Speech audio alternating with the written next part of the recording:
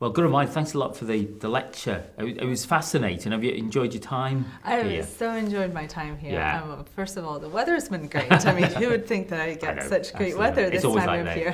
Yeah. Don't quote me on that. But it's been so interesting talking to parents and going to Bun School and just having the opportunity to interact with people and just learn more about a place that I've heard about and always been interested in, but haven't had the pleasure of experiencing until now. Do a lot of people outside, maybe in the, Ireland and Scotland, they're vaguely aware of the Isle of Man, aren't they? But, maybe we need to do more to sort of, let them know what sort of good work we do here, because I think there is some lessons we learned here. Oh, definitely. I think that it would be so beneficial for people to have more of a connection, because I think that, before I just thought of the Isle of Man as sounding very exotic, and I didn't really think on practical terms, actually.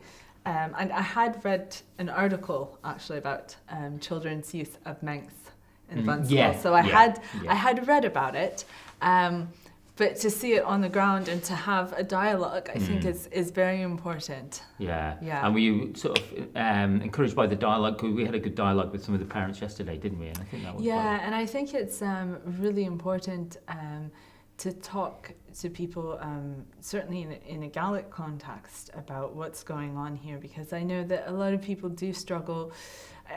I think sometimes maybe initiatives forget or don't focus on the fact that actually a lot of parents who are raising their children with Gaelic, it may not be their first language, or even if it is their first language, it's maybe not the language that they feel most comfortable in. Yeah.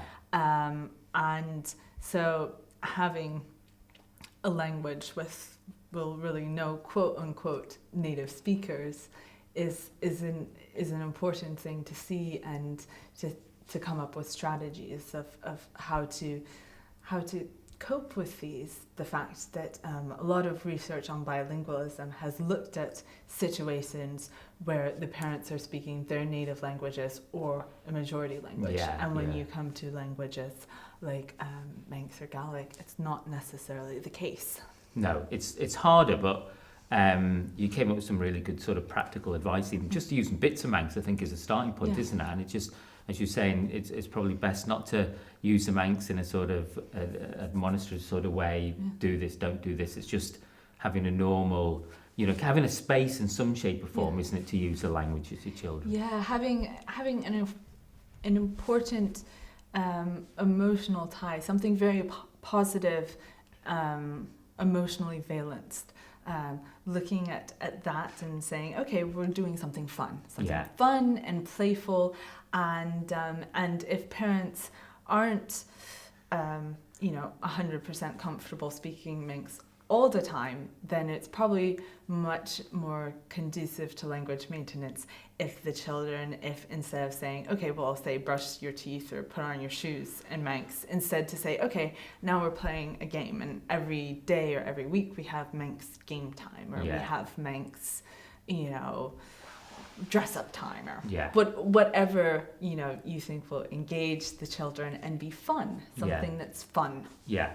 I think that, and that's where, certainly with Culture Vannin, I think that's where we're aiming to now. With lots of really positive stuff going on, but it'd be good to work closer with the Bun School and with parents, and now we're based in St John's as sort of a cultural dynamic between, hopefully our centre, which will be in, St John's, we'll develop that with the Bun School, and so it'd be good to sort of knit everything together and sort of increasingly encourage and, just help parents.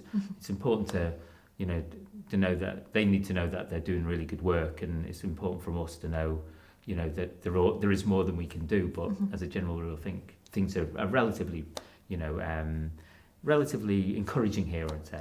I think they are, definitely. From what I heard from the parents, is that things seem bright, and people have quite positive attitudes, because I know that it can, from looking at the research, it can be quite frustrating for parents of, I want my children to speak this language, but they're not necessarily, or the expectations aren't being met. But here it seems that people, I didn't get so much of that that sense really at all. Yeah. I got to, oh, well, you know, very, as you put it, the glass is half full. Yeah. And I think that's really, really important. Yeah.